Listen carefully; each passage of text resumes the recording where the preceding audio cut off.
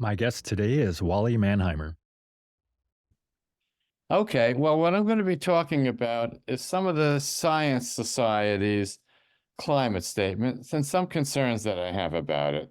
And this is a summary of a scientific paper that I've written. The link to it is here if you can do the link. If you can't do the link, just Google Open Journal of Applied Sciences, go to the archives, pick the June 2024 issue, and my paper will be the second. And any of the claims I make in here are going to be fully referenced in that paper. And that paper, at least of that particular issue of that particular journal, has so far the most clicks and downloads of any other paper in the journal. So I think it might be provoking some interest. At least I hope it does. And I hope this podcast increases the interest in this. Well, Tom has done a lot of podcasts of people skeptical about the climate situation. And that's not really the case I'm going to be making now. You've had many people, you've had Will Happy, you've had Doug Lightfoot, lots of people who make this, and I've even made the case a couple of times. So that's not really the main thing that I'm looking into. I'm assuming that the climate crisis is unreal. And what is a better strategy for some of us to use in arguing against it? These are just several books I've written. I mean, I'm hardly the only one arguing against the climate crisis. There are many people. There are 6 books I have up here. The 4 on the left are by real honchos. There's Unsettled, one of the leading, by Steve Koonin, one of the leading physicists of our time, saying how the climate is unsettled, what climate science tells us and what it doesn't, and why it matters. Michael Schellenberg and Patrick are really top-of-the-line environmentalists, and both of them, Michael's is Why Environmental Alarmism Hurts Us All, and I just like the title of Patrick Moore's, Fake Invisible Catastrophes and Threats of Doom, You Will Perish in Flames. And then, of course, Beyond Lomborg. Now, Beyond Lomborg is one of what Time magazine considers one of the 100 smartest thinkers inhabiting this planet today. And he's mostly an economist. And his book has shown how just the things that are proposed to cure the climate crisis make no sense. I mean, you have a problem which is costing you $1 and you're spending $1,000 to cure it. And that's sort of where he is coming from. Taking the authorship down a step or two, you have a book by Gregory Wrightstone, who's the head of the CO2 Coalition, an organization that I'm proud to be a member of. And his book is showing how there have been warm and cold periods in the history of the Earth, the history of the Earth with human civilization. And it's been the warm periods which have been beneficial and the cold periods which have been not. And he has many examples of that. And maybe taking it down even a step further, there's my book, Mass Delusions, How They Harm Sustainable Energy, Climate Policy, Fusion, and Fusion Breeding.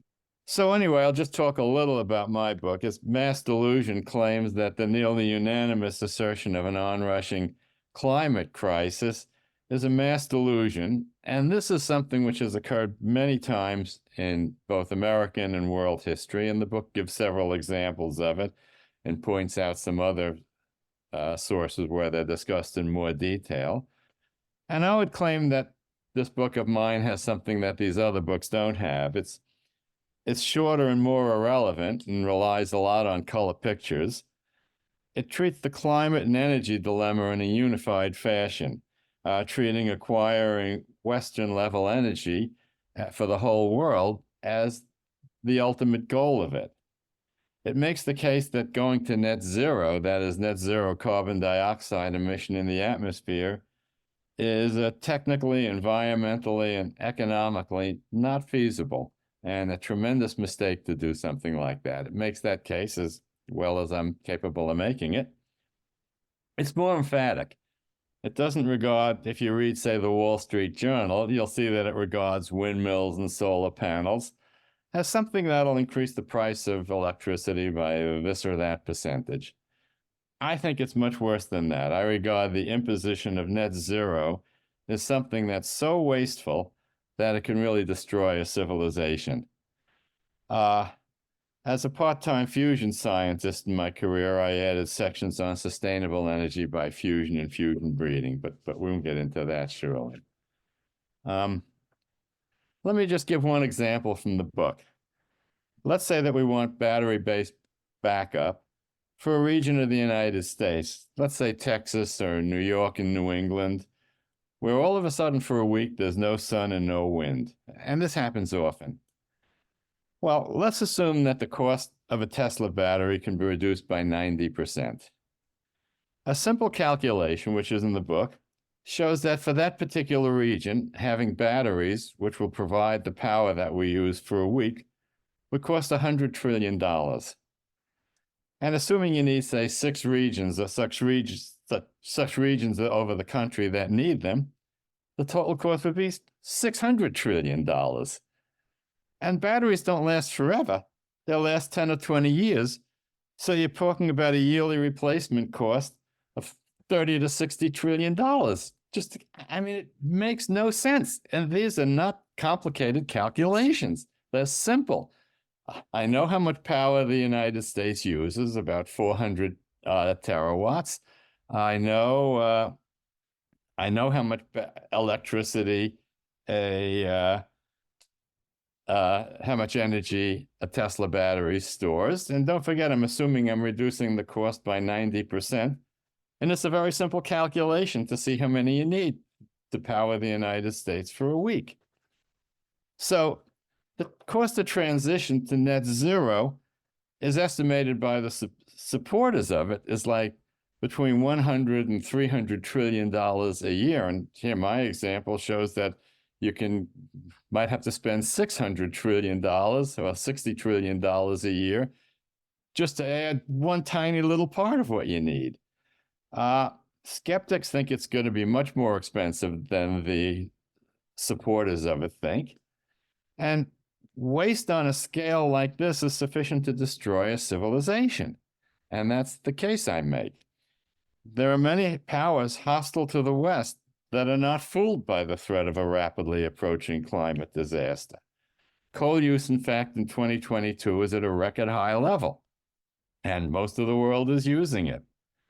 And there's an old saying that if your enemy is destroying himself, don't get in his way.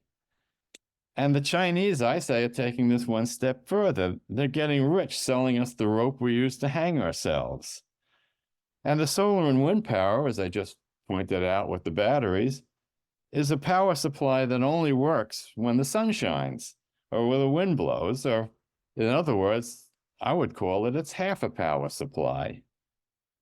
And this reminds us of a tragedy nearly a century ago. The French, confronted by a powerful and hostile neighbor, wasted an enormous amount of treasure and effort on a gigantic white elephant in steel and concrete, half a wall. And we all know how this worked out for them. And we know that because of this disastrous error in judgment that the French had, France was basically enslaved for 4 years. Fortunately, there are others, including us and the British and the Russians, that could save them.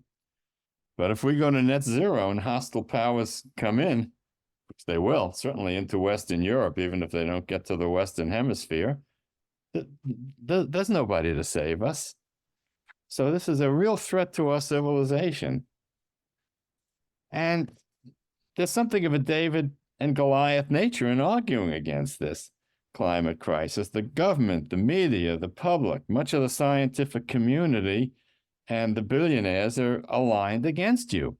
I mean, and it's not even It's not even one particular political persuasion. Take the liberals, turn on the ladies of the View, and they're just unanimous that it's a existential threat to the country, this climate crisis.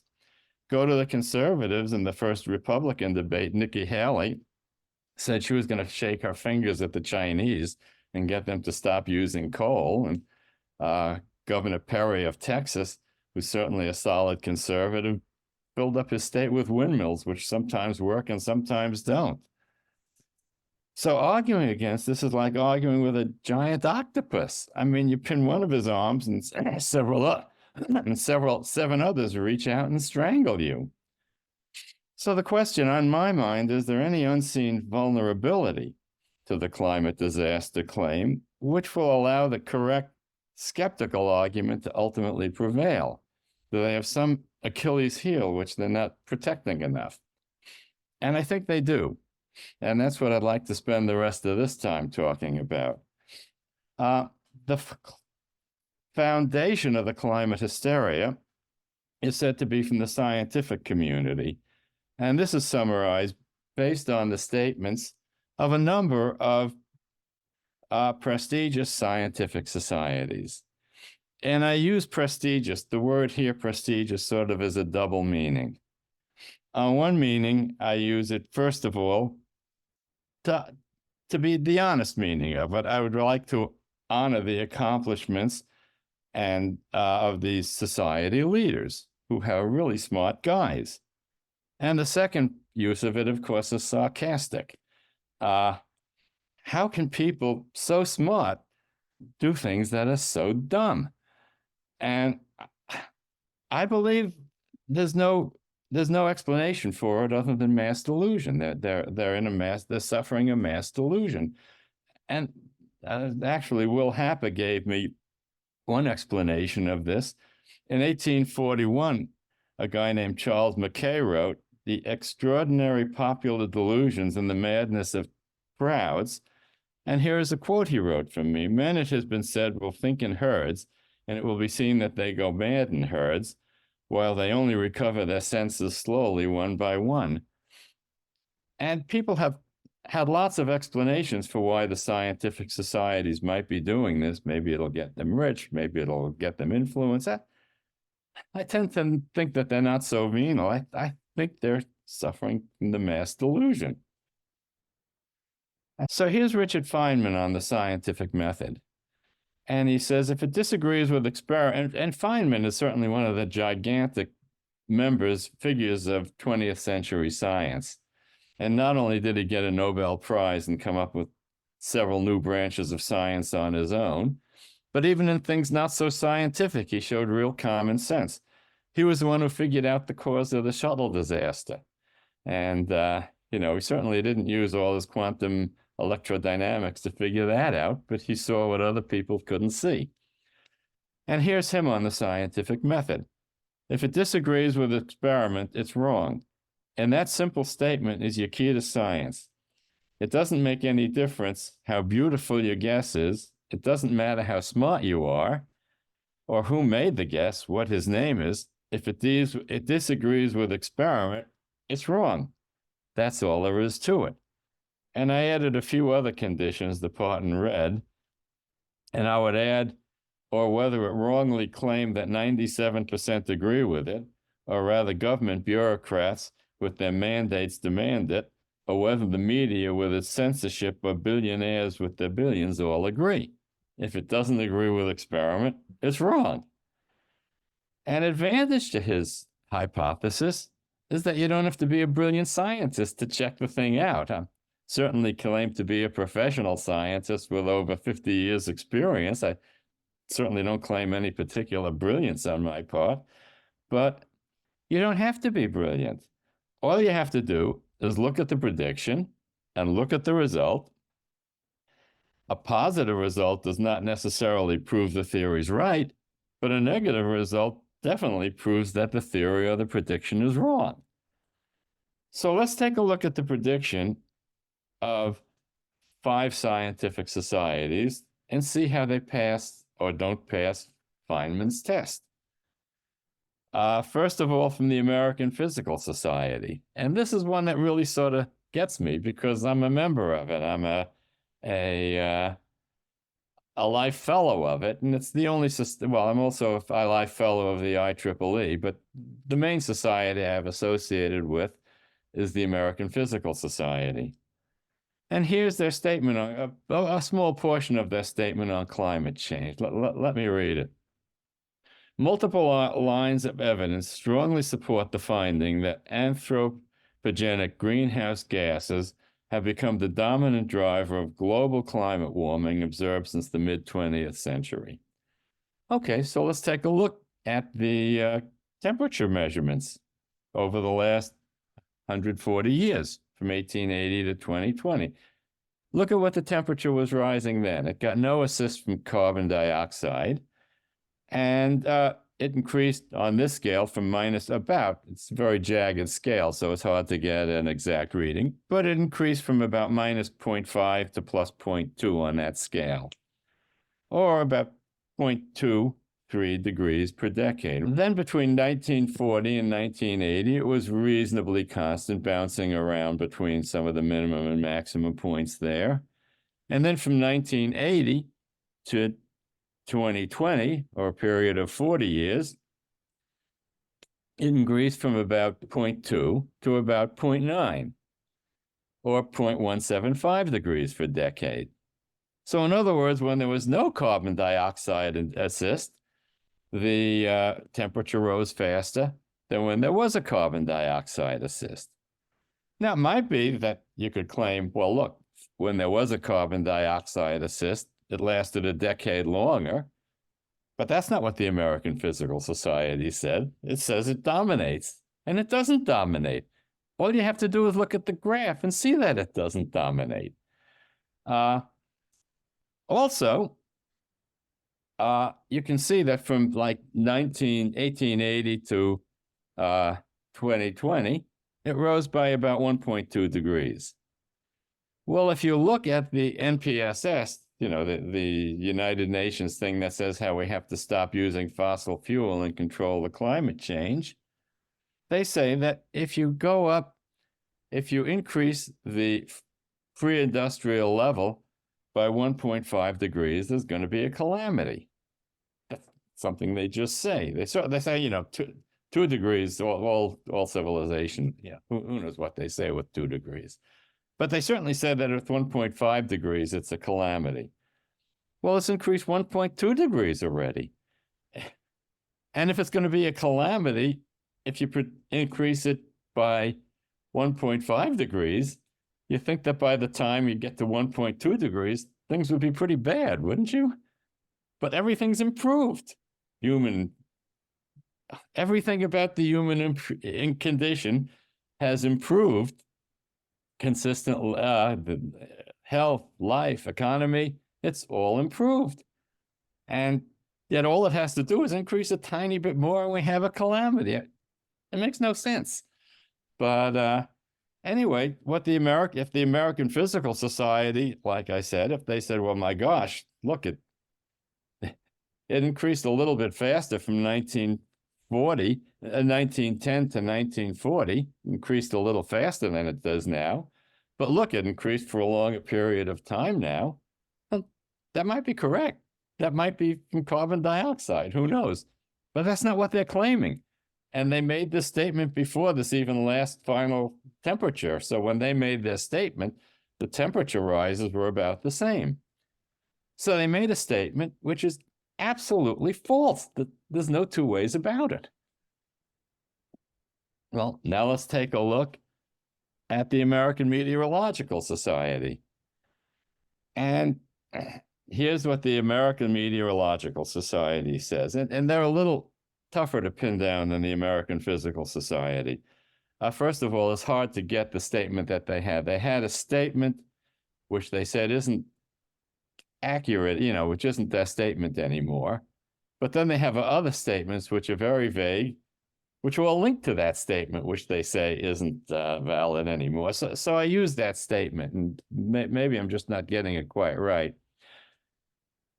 But they say, nevertheless, all of the 10 warmest years in the global temperature record up to 2011, I guess when they wrote this, have occurred since 1997, with 2005 and 2010 being the warmest 2 years in more than a century of global record. Well, human civilization has been around for a lot more than a century. And can they look any further back than that? And they certainly can. And they don't make the absolute claim, but their implication, at least as I read it, is that this is the warmest time in thousands of years, hundreds of thousands of years, whatever. But it's just not true. There are other ways of measuring temperature besides a thermometer. And one of the ways you do that is there's evidence from oxygen isotope ratios. Now, oxygen occurs in nature in two isotopes, oxygen 16, which is 99.9% of the oxygen, and oxygen 18, which has 2 extra neutrons in the nucleus. And they evaporate at different rates, slightly different rates, obviously, and these slightly different rates depend on temperature. So by looking at the oxygen ratio at various positions in the Greenland ice sheets, they have a very good idea of what temperature was going back hundreds of thousands of years. And a guy named Richard Alley just put some of it on for the, and like I say, the references are all in this paper, but has a graph of what the temperature is like in the last 10,000 years. And you can see it's been all over the place. And there's no assist that it had from carbon dioxide in this period. The carbon dioxide level was just at the pre-industrial, what they call the pre-industrial level. And some of the rises are even fast. It's hard to tell the number of rises, but look, from around 8,000 years ago, it rose by 3.5 degrees in a period, probably more than the 140 years that I said, but almost certainly less than like 240 degrees. That's almost certainly rising at a much faster rate than the recent rate we have, and it rose 3.5 degrees. Another thing is around the Minoan maximum. It rose very fast, and then it came down very fast. So these isotope ratios give a very good indication of what the temperature has done. Well, I took it for the last 10,000 years, but it really goes back much further. In fact, Alley's paper emphasized a completely different period, but he had all this data. And the thing that really impresses me is, look, the differences in evaporation rates are tiny. And what makes it even tinier is the dependence on temperature. How big a dependence can there be? So the data analysis that these guys had to go through is just a tremendous accomplishment, it seems to me. I mean, if they showed me this data, I wouldn't have the slightest idea how to get this graph out of it. But these guys do. And it's just a tremendous accomplishment. On the right, which is a little further away, there is a sort of an average picture where a lot of these JAGs are averaged out. But at 3,500 years ago, there's something called the Holocene optimum. That's about the time of the biblical Exodus. 2,000 years ago, there's something called the Roman Exodus, the Roman optimum, where the temperature was high. And 1,000 years ago, there was an optimum called the medieval optimum. And I'll talk about those in a sec. But isotope ratios are hardly the only indication you have of warmer regions. The classic book on climate is a book called Climate History of the Modern World, which was written by probably the original climate scientist, H.H. Lamb. And he goes through many ways of getting past climates. And one way he does is looking at the northern limits of the forests. And when you get too close to the poles, of course, the northern forest can't live because it's too cold. Well, there are two curves on here. This is straight out of Lamb's book.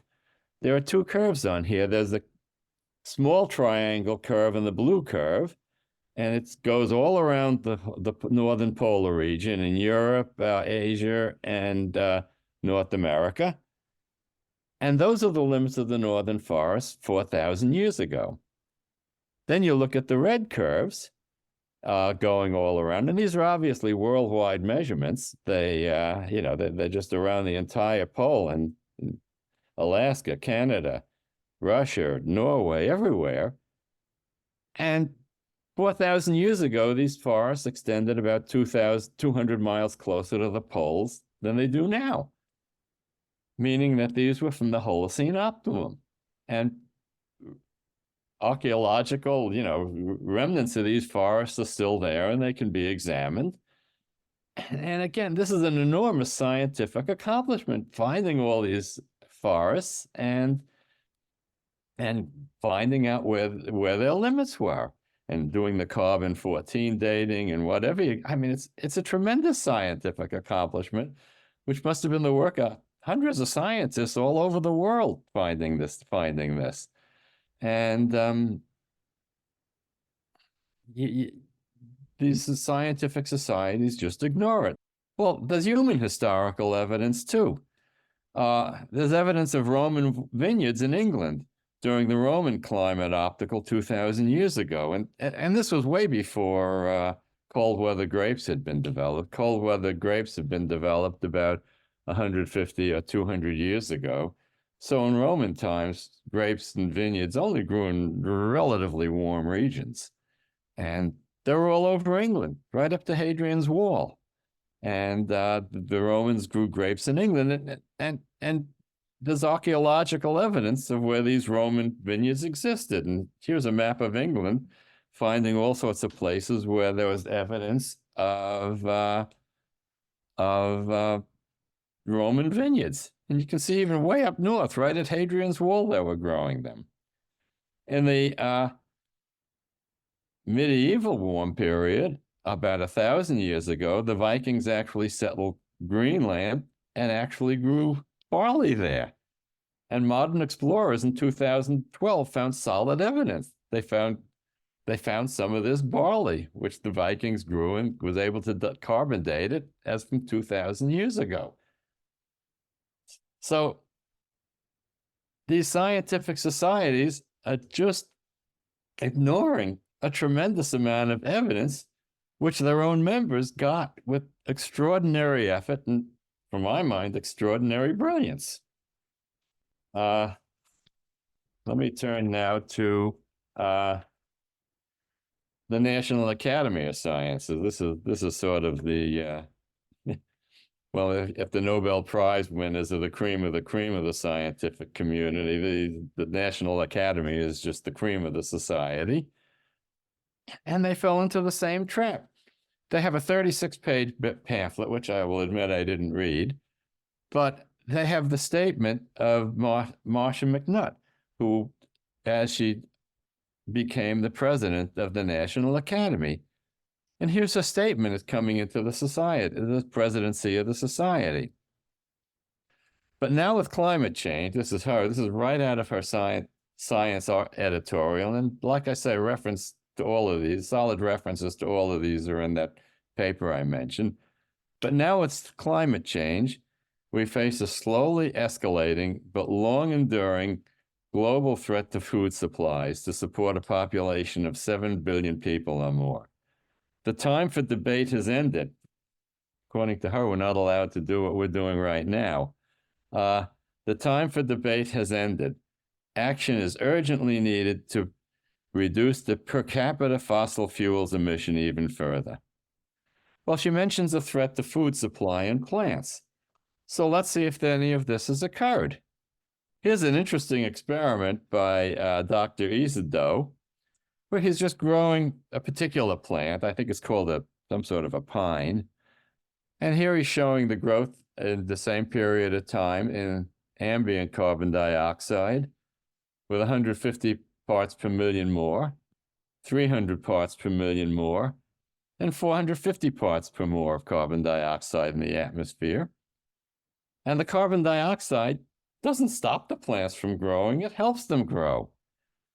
And this pine tree is hardly the only example of it.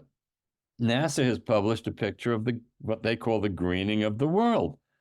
And here's the picture of the world in here. And the green parts here are where plant life has thrived over the period of spacecraft observation over the past 50 or 60 years. And it's thrived almost everywhere. And even in this particular NASA publication, they say it's thriving because of the extra carbon dioxide in the earth. This is the greening of the earth from 1990 to 2015. And the plant life has thrived because of the carbon dioxide. And it's not me that's saying it. NASA says it's because of the extra carbon dioxide in the air. Well, that's okay for plants, but what about for food? Well, let's take a look at the next slide, Tom. Fossil fuel is also necessary to manufacture nitrogen fertilizer, which is really essential. There has been a graph of the calories by food. The population supported without nitrogen fertilizers is the green part.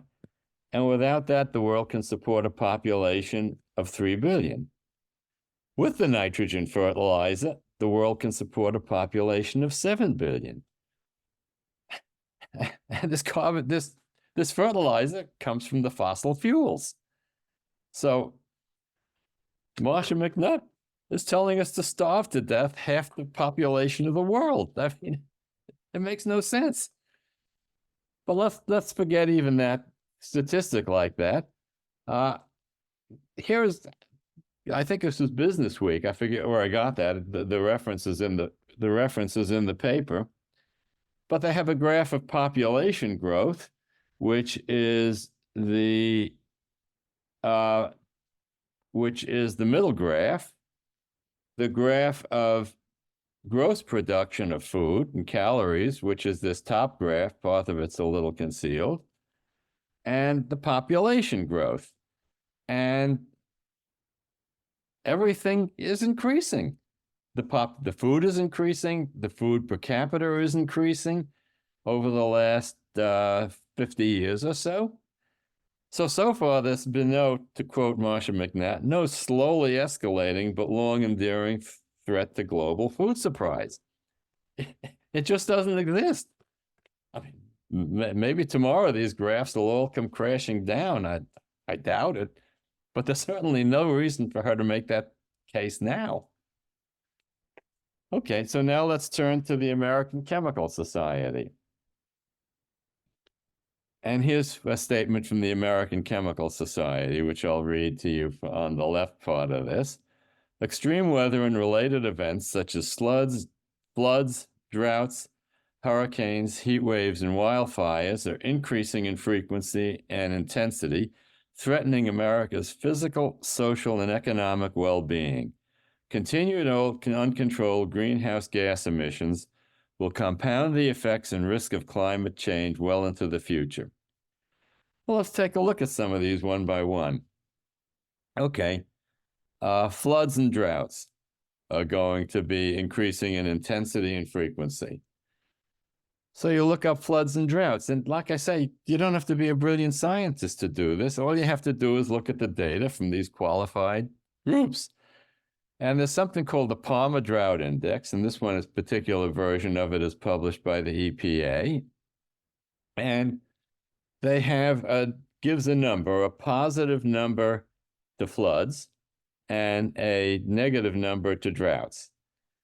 And they have a very jagged graph, but I think the one to take a look at is the purple one, which is averaged over, I think, a 5 or 6 year period.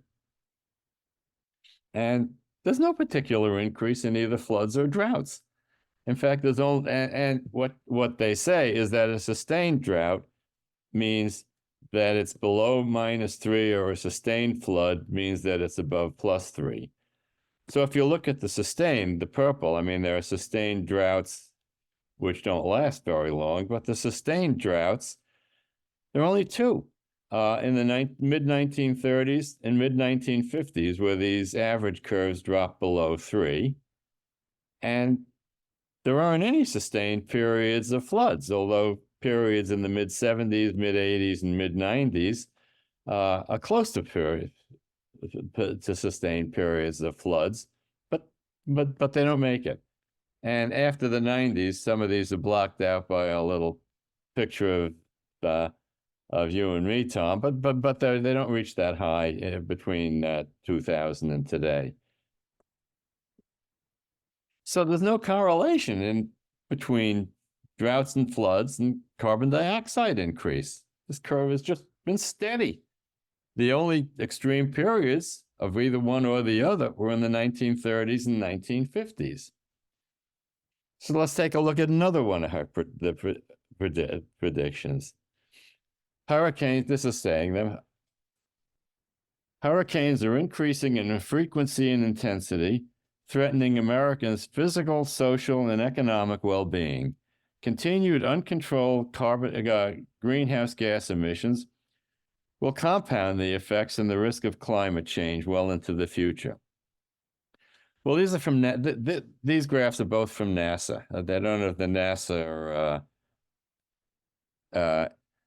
imprint on them, as a lot of them do, but take my word from it that they're from NASA. Not now, NASA, NOAA. These are NOAA graphs. The green one is the Atlantic hurricanes from 1880 to 2020. Left is the number of hurricanes, and the right is a measure of what's called the accumulated cyclone energy, which is really the destructive power of a hurricane. It's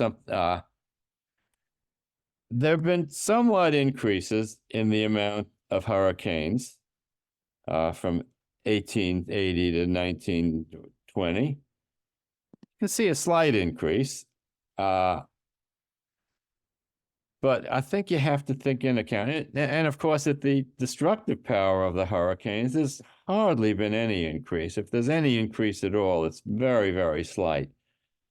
And the thing you have to remember about the increases, the earlier measurements, until about, maybe 1920, there have been no airborne measurements of hurricanes over the ocean. So probably a lot of them they missed before 1920. And before 1960, there's been no space-based observation of hurricanes over the oceans.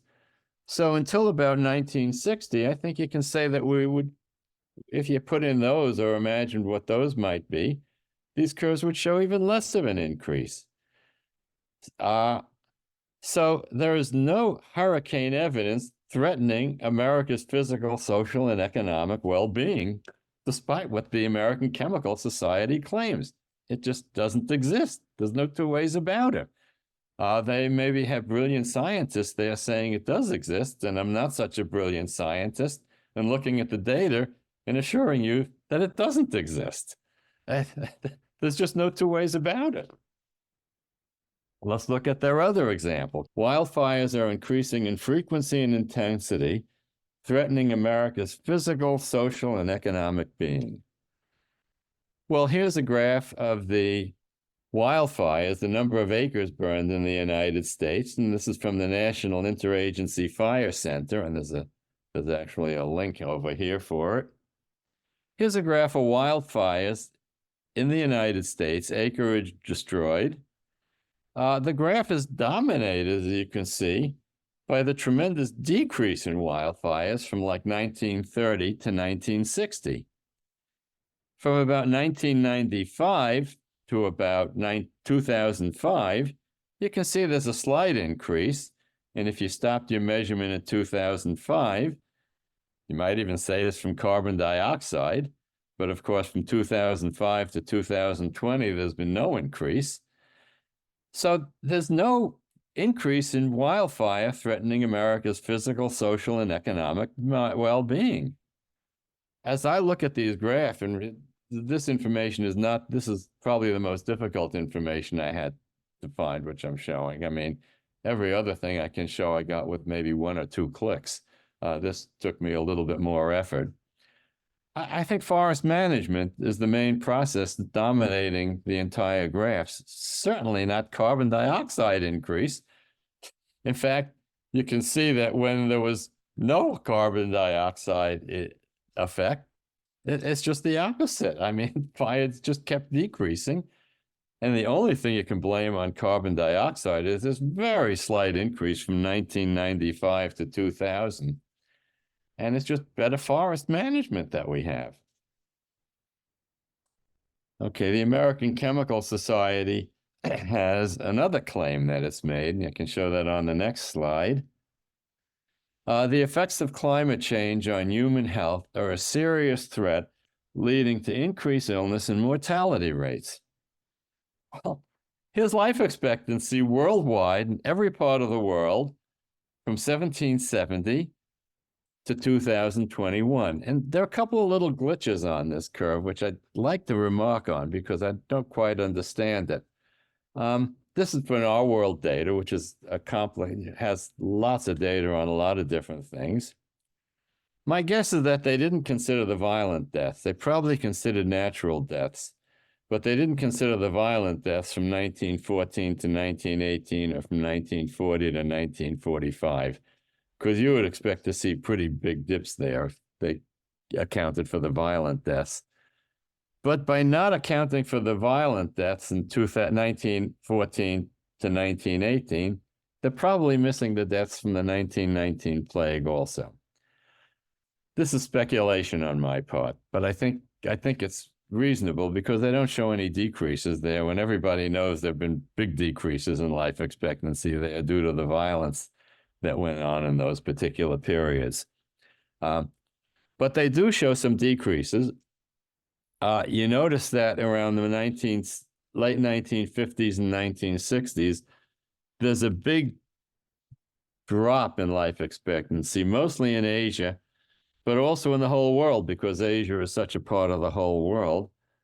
And this, I think you can attribute to the Great Leap Forward in China and the Great Leap Forward and the Cultural Revolution, which produced mass starvation of hundreds of millions of people.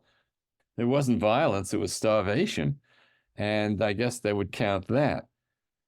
And there's also a tiny little decrease in 2020, which I think has to be the COVID effect. And, but other than that, there's absolutely no evidence of any effect of climate change or carbon dioxide on human health. Everything is increasing. The life expectancy in every single part of the world is increasing. I mean, it can't go on forever. Humans aren't going to live forever, no matter what we do. But I mean, the American Chemical Society makes this statement, and there's no basis for it. You look, it's not hard to get these statistics. It's easy. As I've said, yeah. Well, let me have the next slide. Here's to demonstrate how it was in 2020 with the COVID pandemic, which actually took 1 million lives from the United States. And these lives were from people of all ages. So even though it's 1 million is not that many compared to 300 million, the lives it took from the younger people have a disproportionate effect on life expectancy. And I just thought I'd show this little picture of here I am in front of one of my neighbors' houses with their particular Halloween decoration from 2020. 2020, it was the scariest thing we could think of. And finally, the last one that I'll mention is from the American Geophysical Union. And here's their statement. The current decade is now the hottest in the history of modern civilization. Well, we saw how true that was a little while ago. Based on extensive scientific evidence, it is extremely likely, especially greenhouse emissions are the dominant cause of the observed warming since the mid-20th century. There is no alternative explanation supported by convincing evidence. Well, what about what happened 8,000 years ago? What about how it happened 2,000 years ago? What about what happened 30 years ago if you only consider the rate of increase and not the actual level of increase? I mean, they make these statements and they're absolutely false. There's nothing about them which is true. Many of the other changes related to heating have been documented. The frequent heat waves on land and in the ocean, reduction of Arctic sea ice, greater CO2 concentrations in the atmosphere are also affecting the growth and nutritional value of land plants. Well, we saw it affect. That statement is correct. It's just that they got the sign wrong. They seem to say that the greater CO2 decreases land plants. Well, we know greater CO2 has an effect on land plants. It increases their growth. So their statement is right, except for the sign. Regarding the purple part, unaffected by CO2 has occurred many other times, as we've shown. Is there no convincing explanation for that either? It happened. 4,000 years ago, the northern forests were 2,200 miles closer to the poles than they are now. It must have been warmer. Regarding many of the other changes, this podcast, I've attempted to debunk them earlier. There are many, many more claims in here. Just a few. They just think of every terrible thing that can happen, and they say it's the fault of carbon dioxide. And investigating all of them are beyond the scope of both this podcast and this paper I wrote. The claim on an effect as plants is correct. They just got the sign wrong. But let's take a look at the Arctic sea ice. Reductions in Arctic sea ice. So here's the Arctic sea ice. Here are the actual differences in Arctic sea ice. This is from NOAA. And in fact, it actually has the little NOAA symbol on the bottom of it. Not the usual icon, but it does say that it's from NOAA. And so they look at it at two periods of ice. In the Arctic, the minimum sea ice is after a summer of melting is in September, and the maximum after a summer of freezing is in March. So their statement makes some sense for the minimum. In September, there's been a decent decrease in the ice. But in March, there's been virtually no decrease in ice. I meant in September, there's been a decrease in the ice. Maybe it's permanent, maybe it'll continue, maybe it won't. But in March, the period of the maximum, look at this curve carefully, there's a slight decrease, 2 or 3% maybe. So they're half right. But that doesn't satisfy Richard Feynman. Getting the thing half right doesn't mean your prediction's right. It means your prediction wrong. But let's take a look at a little more. Let's go a little further, just on our own, and take a look at the Antarctic sea ice. And here's the theory. Here are the measurements. At the maximum, now the maximum is in September, since it's the other side of the Earth. Anything that's increasing slightly. In the yearly minimum, it's basically constant. There's been a little bit of a decrease at the very end of the measurement. Who knows how that'll turn out? But there's clearly no correlation between Arctic sea ice and increasing carbon dioxide. And now, unlike the case for the Arctic sea ice, where the AGU is batting 500, now it's only batting 250. And if you're a third baseman in the major leagues, that's fine. But for a scientific theory, batting 250 doesn't cut it. Or as Richard Feynman would say, if it disagrees with experiment, it's wrong. That's all there is to it. So that is sort of a summary of where some of the data and claims that these societies have made, and compared to the data, they're just not so. And it's despicable. I mean, what else can you call it? Why do they say this? Now, in the paper, there's a little bit more, which I won't go into here, but not only is the actual data wrong, but some of it, a lot of it, ignores very well established scientific laws. And these are the Stefan Boltzmann radiation law and Le Chatelier's principle. And I won't go into detail here, but these laws might not apply exactly to these issues, but they're certainly something that you should take into account. I mean, if they don't apply exactly, you really ought to have a reason why they don't. But they just ignore the laws. It doesn't matter. So I won't go into that detail here. So it's not only they get the data wrong, they're ignoring important scientific laws, which would also have something to say. So let me have the next view graph. I'll just sort of summarize it in 3 view graphs. So clearly the, quote, prestigious, unquote, scientific societies have made many incorrect assertions and predictions regarding the climate. This information is not hard to find. The hardest that I had to find was on the forest fires, which maybe took me an hour to get all that data. Everything else I got with 1 click, 2 clicks, 3 clicks. It's not hard to get. Or as I would like to say, you don't have to be Sherlock Holmes to detect it. Dr. Watson is perfectly capable of doing so. You don't have to be a brilliant scientist to find it. And most of all, you certainly don't have to be a climate scientist to find it. What's most disturbing to me is that the graphs shown here are the work of thousands of dedicated and talented scientists, engineers, and data analysts and their support staff. Their work presented here is truly among the best that science has to offer the public. Yet these societies diminish the work of their own members to promote a false scientific theory. Who knows what their motivation is?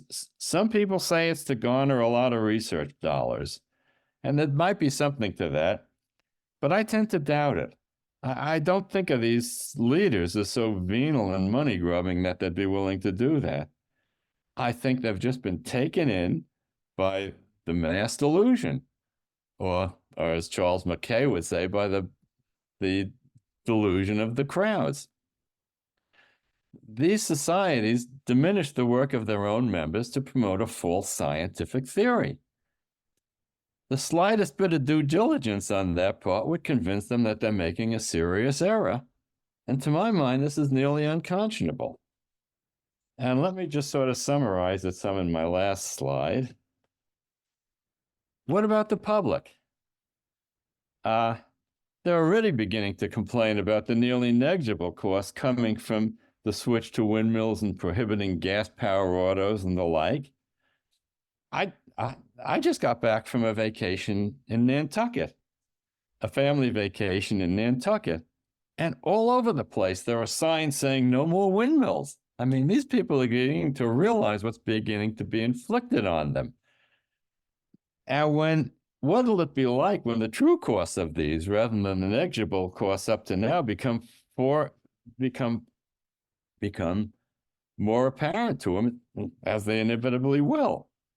And what will be the public's reaction to these scientific societies on learning that the switch to net zero is scientifically, technically, environmentally unfeasible and economically enormously expensive? The reaction of the public to these scientific societies is not going to be kind and gentle. Sooner or later, these societies are going to have to answer some really tough questions. Their leaders may even be dragged before Congress. And frankly, I think they deserve the university president treatment if they are. These societies should reconsider their statements and replace them with more moderate and scientifically correct statements. They should recognize that fossil fuel is the absolutely unreplaceable element for civilization at this time, and they should take that into account. And really, they should do it now before the roof collapses on them, as it will once the costs become valid. Well, that's it. Thank you, Tom. I hope I made a good case. All right, very good. I'll stop the share here. And do you have time for a couple questions? Sure. One is, do they ever survey the rank and file of any of these societies and say, here's this BS statement that we put out. Do you believe in it or not? Have you ever seen that? I only can see from the American Physical Society, and they don't. People have complained to them, including me. They do it in various ways. You know, we've gone to the society management hat in hand and begged them to stop. I did it with 2 publications in an American Physical Society publication called Form of Physics and Society, saying basically, this is nuts, get yourself a better statement. People with a lot more clout than me, certainly including Stephen Koonin, who I pointed out to at the beginning, have gone with him. He's been ignored. Will Happ has been ignored. Now they even have a Nobel Prize winner, John Clausier, who's being ignored. I'm not familiar with what's happening in the other societies. And they sometimes give a little lip service. They say they'll think it over, but they never change it. It makes no sense. Is there any way that a third-party person, an outsider, could try to find a list of names from one of these societies and go off and interview them or anything? I'm not sure. I think you've got to bring pressure on them from outside the society. At least from my experience with some people, with my experience and that of some people I know, doing it from the inside of the society just doesn't cut it.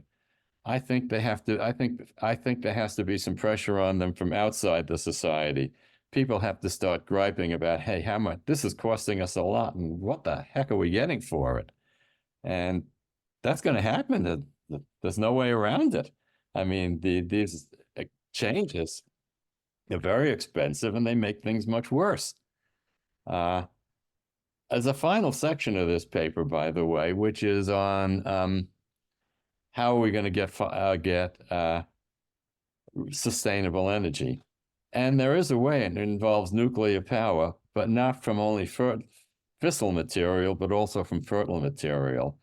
And there are a number of ways of getting it from fertile material. And one of them, well, certainly there's fast neutron reactors, there are thorium reactors. Another one, which has a very large constituency, maybe only me, is to get it from fusion. And fusion has certain advantages, but however you get the energy or the power from the fertile material, at 30 or 40 terawatts, it's enough power to last for thousands and thousands of years. And not only that, even if it takes a century to perfect it, doesn't more than enough fossil fuel to get us over that speed bump. And I discussed that very briefly in the final section of this paper. Oh, yeah. By the way, which paper is this? Is there a link I can put in the show description? Yes, in the first slide, there's a link to it. All right, I'll put that link in the show description so people can just click on it. Okay, there's also on the first slide, there's also a link to an op-ed I wrote in the Washington Times, saying pretty much the same things very briefly, but only concentrating on the physical society, which was the one I really knew anything about when I wrote that article.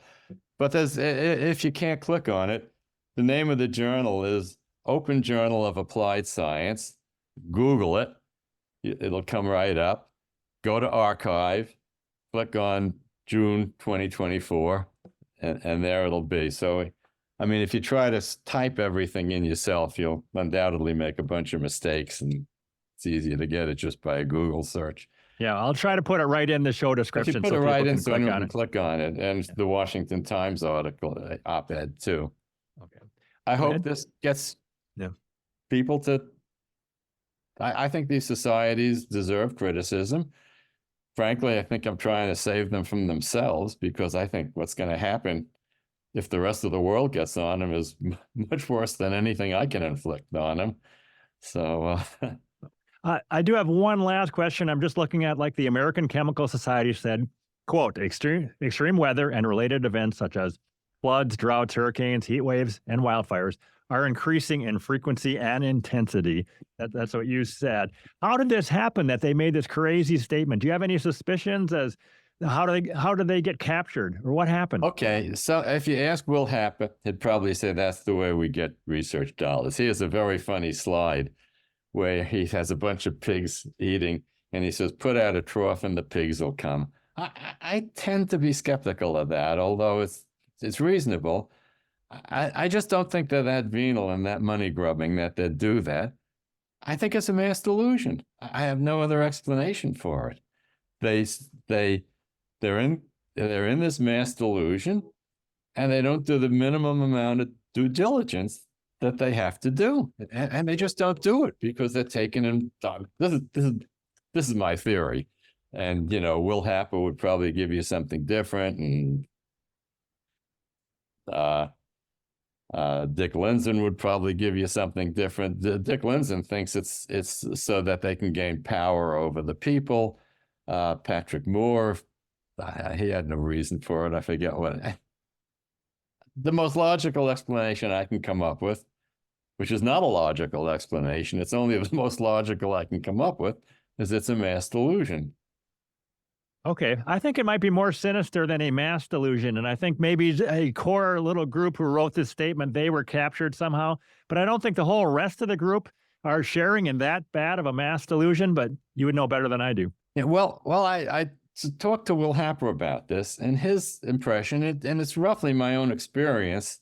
He's spoken to much more people in the APS than I have, but I've spoken to a lot of them, and my own very unscientific view is that about a third of them are taken in by it, about a third are very skeptical of it, and about a third don't give a damn. So, and that's a very unscientific polling on my part. And I think Will Happer is seeing the same sort of thing. All right. But none of these major societies, mainstream societies, have come out and said this is BS. There's no climate emergency. They're not willing to do that. They're not willing to do that. Yeah. And people have begged them to. I mean, I'm probably the voice that's most easy to ignore. I mean, I'm a lot easier to ignore than John Clausier and his Nobel Prize, or Steve Koonin or Will Happer in their high-ranking place in the National Academy. They're harder to ignore, but they get ignored anyway. Do you think maybe 10 or 20 years from now, when the public has moved on and forgot about this scam, that those statements are still going to be up? No, I don't think so. Okay. I don't think so. I don't think they can be. They're just on the wrong side of history, and that'll become more and more apparent. I mean, if for no other reason than the cost of these things. Even if they were absolutely necessary, people will squawk about the cost. But when they find out that not only are they unnecessary for energy, but they're an environmental disaster. I mean, what are you doing to windmill when it wears out? Well, a lot of windmill companies just leave them there and leave them to the locality to get rid of them. So, they're not environmentally clean. They're an environmental disaster. And the materials you have to get in places like Africa and China, and who knows what the heck their mining regulations are, or their labor regulations, they're just, all of the people are going to get mad. It's costing them a fortune, it's unnecessary, and it's an environmental disaster. The perfect trifecta. I mean, people are really going to be upset. Or if they're not, they're really more like sheep than I think they are. The lemmings running to the cliff. Any final points you'd like to make before we wrap up? No, not that I can think of. I think I made the point as well as I can make it. I mean, if I had 10 more societies to look into what they said, I'd probably find the same sort of thing. Maybe there's some society that doesn't do this. I don't know. But I just picked the obvious ones that I mean, maybe the Biological Society does or doesn't do this. I don't know. Maybe the Geological Society does or doesn't. I only looked into a certain subset that I was reasonably familiar with. All right. Talk to you next time. Okay. Thanks, Tom. Bye.